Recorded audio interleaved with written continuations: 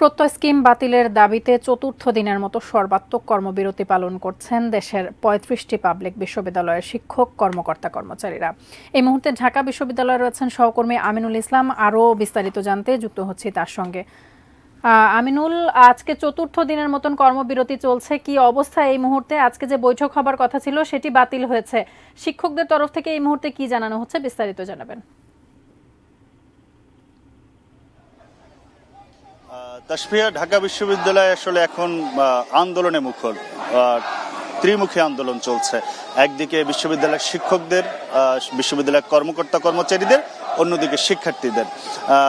আপনি যেটা বলছিলেন যে পেনশন স্কিম নিয়ে যেটি আন্দোলনে নেমেছে শিক্ষক কর্মকর্তা কর্মচারীরা, তাদের আজকে চতুর্থ দিনের মতো আন্দোলন, এবং আজকে সেই আন্দোলনের ফলশ্রুতিতে জানাচ্ছিল যে আজকে শিক্ষামন্ত্রী এবং আওয়ামী লীগের সাধারণ সম্পাদক ওবায়দুল কাদেরের সঙ্গে বৈঠক হওয়ার কথা ছিল এই ব্যাপারে সমস্যার সমাধানের জন্য, কিন্তু সেই বৈঠকটি স্থগিত করা হয়েছে।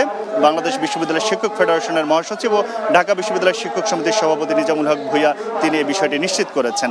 তার ফলে তাদের আন্দোলন যথারীতি চলবে বলে তারা জানিয়েছেন, এবং চতুর্থ দিনের মতো এখন আন্দোলন করছেন কর্মকর্তা কর্মচারীরা। লাইব্রেরির সামনে তারা অবস্থান নিয়েছেন, অন্যদিকে কলা ভবনের সামনে শিক্ষকরা সেখানে জড়ো হয়ে আন্দোলন করেন। তবে শিক্ষকদের এখন পর্যন্ত খুব কম সংখ্যক শিক্ষকরা সেখানে উপস্থিত হয়েছেন, তবে কর্মকর্তা কর্মচারীরা লাইব্রেরির সামনে জড়ো হয়েছেন। ঠিক তার সামনেই অন্যদিকে জড়ো হয়েছেন বিশ্ববিদ্যালয়ের শিক্ষার্থীরা, অর্থাৎ ঢাকা বিশ্ববিদ্যালয়ের শিক্ষার্থীরা যারা কোঠা বিরোধী আন্দোলন করছেন তারাও আবার এখানে জড়ো হয়েছেন। আমরা ইতিমধ্যেই জানি যে আজকে হাইকোর্টের যে একটি রায় ছিল কোঠার ব্যাপারে, সেটির আপিল বিভাগে আজকে সেটি শুনানি হওয়ার কথা ছিল, তবে সেখানে কোনো সিদ্ধান্ত না আসাতে এই কোঠা বিরোধী যারা আন্দোলন করছেন তারা ইতিমধ্যেই ঢাকা বিশ্ববিদ্যালয়ে জড়ো হয়েছেন, এবং তারা এখান থেকে একটি বড় আকারের এখানে জড়ো হয়ে তাদের সেই কর্মসূচি রয়েছে। আগে থেকে সেটি নির্ধারিত ছিল, যদি তাদের রায় তাদের পছন্দ না হয় তাহলে তারা এই কর্মসূচি চালিয়ে যাবেন।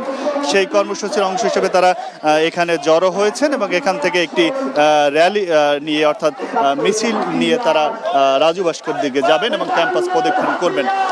অর্থাৎ ঢাকা বিশ্ববিদ্যালয় কিন্তু এখন বলা চলে যে আসলে আন্দোলনে উত্তাল। অর্থাৎ একদিকে শিক্ষক কর্মকর্তা কর্মচারী তাদের পেনশন স্কিমের যে বিষয়টি তাদের পছন্দ না হওয়াতে তারা তার বিরুদ্ধে আন্দোলন করছেন, অন্যদিকে শিক্ষার্থীরা যারা সকল ধরনের চাকরিতে কোঠার বিপক্ষে অবস্থান করছেন তারাও আন্দোলন করছেন। অর্থাৎ সকল ধরনের শিক্ষা কার্যক্রম স্থবির হয়ে রয়েছে বিশ্ববিদ্যালয়ের পর্যায়ে, এবং ঢাকা বিশ্ববিদ্যালয় এখন শিক্ষার জায়গায় আসলে আন্দোলন মুখর হয়ে রয়েছে।